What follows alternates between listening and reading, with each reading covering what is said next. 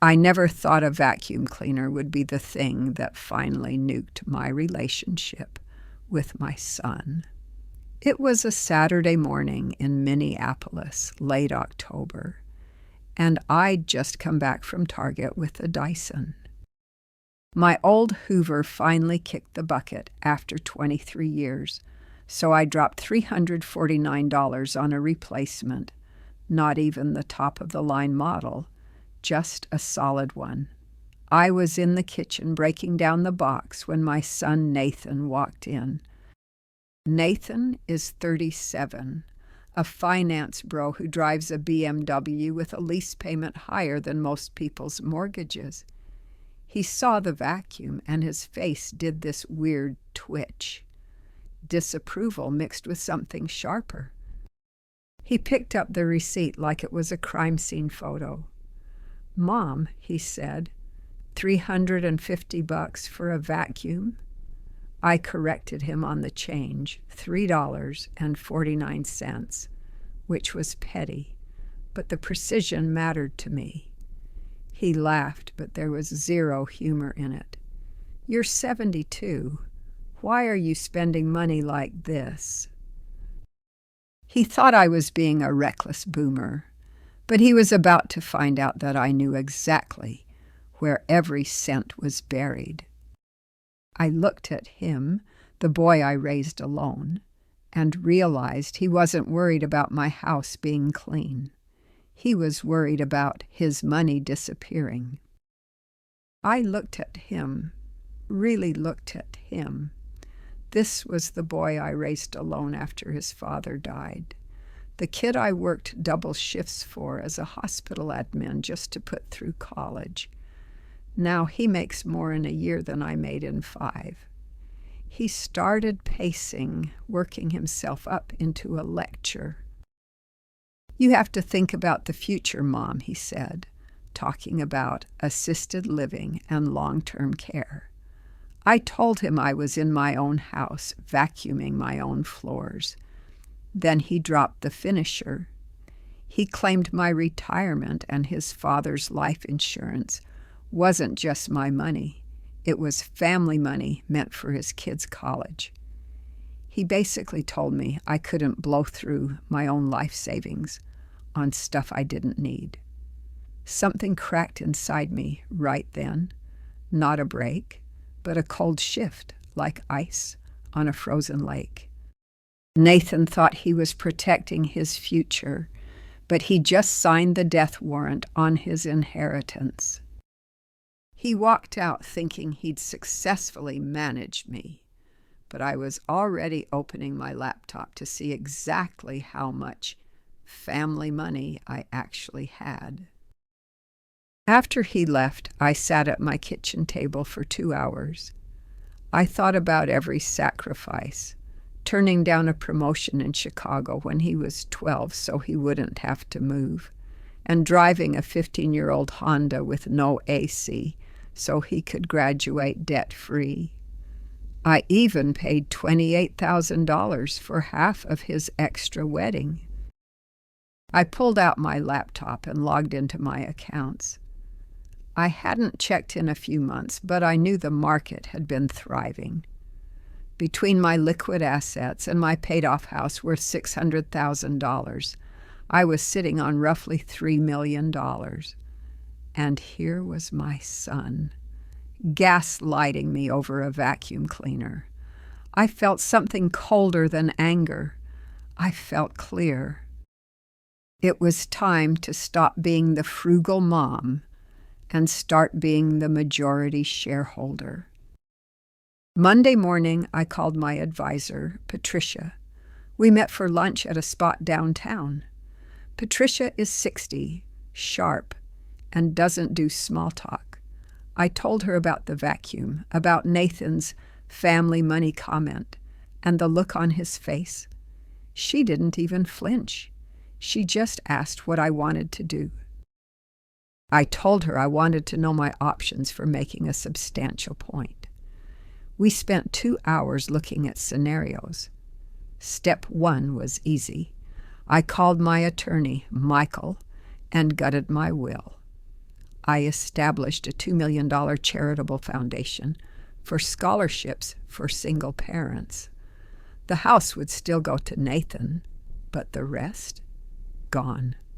I wanted my money to help people building something, not people waiting for me to die so they could level up. The will was just the appetizer. For the main course, I was going after Nathan's career. Nathan worked for Whitmore and Associates, a mid-sized investment firm. He was proud of his finance bro status and had eyes on becoming a partner. I did some deep dives and found out Whitmore was down bad. They'd lost major clients and were ripe for acquisition. I looked at the data, looked back at Patricia, and felt a cold, sharp ambition I hadn't felt in 40 years. I told her that if my son wanted to treat me like a bank account, it was time I started acting like the CEO, and we weren't just going to buy a few shares. We were about to go full beast mode and snatch the entire firm right out from under him. I called Patricia back and asked how one goes about acquiring a controlling interest in a firm. She actually laughed. She'd been waiting 40 years for me to ask a question like that. Over the next 6 weeks, I used my $2.4 million as leverage, called in favors from old hospital board members and pharmaceutical executives I'd known for decades, and structured a deal through an LLC. By mid-December, I owned 51% of Whitmore and Associates. Nathan had no idea that his boss was currently at home, probably using her irresponsible Dyson. Christmas dinner at Nathan and Rachel's house in Edina was a total mood. All marble countertops and kids running around in clothes that cost more than my monthly grocery bill. In the kitchen, Nathan started up again, capping about how I needed to look at senior living because my house was too much maintenance. I watched him talk about his year-end bonus like it was a foregone conclusion, not knowing that I was the one who would be signing the checks.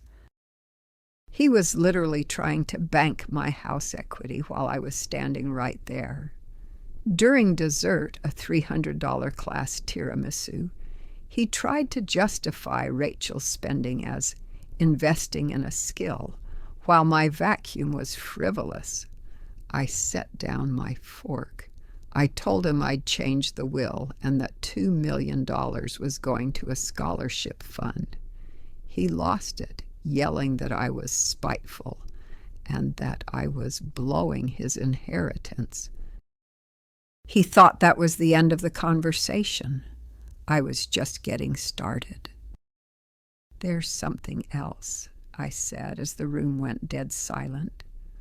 Nathan was red-faced, demanding to know what else could possibly be left. I told him, "I bought your company." He sat down so hard it looked like his legs had glitched. He kept saying it was impossible, that I didn't have that kind of clout. I told him I had plenty of money. I just never spent it on things I didn't need, like a vacuum cleaner I could actually afford. I told him he didn't see me as a person, just a resource to be managed, and I didn't like that. I wasn't firing him, but I told him to start thinking of me as his employer rather than his inheritance. I left him in that marble kitchen feeling seen for the first time in years. 2 weeks of silence followed. No calls, no texts, until January 3rd, when my phone finally buzzed with a message I wasn't sure I wanted to see. Then the realization finally hit him. On January 3rd, Nathan finally called. We met at a coffee shop in St. Paul, neutral territory. He looked wrecked, tired, and older. He apologized, admitting he'd treated me like a trust fund and forgotten I had a life before him. He didn't even ask to change the will back. I told him I bought the company because I wanted him to understand that I always had power. I just chose to use it on him while he was growing up. He's still at the firm, but technically, I'm his boss now. We don't talk about vacuums or inheritance anymore. I drove home in my 15-year-old Honda, parked in front of the house I'm never selling, and emailed Patricia about our next investment. I'm 72, I'm the CEO, and my floors are spotless. What am I buying next? Nathan learned the hard way. Never mistake a mother's silence for weakness, and never, ever count her money while she's still breathing. If you enjoyed seeing this frugal mom turn into a corporate queen, drop a like and join the Revenge Diaries family by subscribing, because in this diary, the best revenge is always served with a side of success. Tap the next video to see more stories of betrayal, greed, and the ultimate payback. This is Revenge Diaries, where the receipts are always kept. Thanks for watching.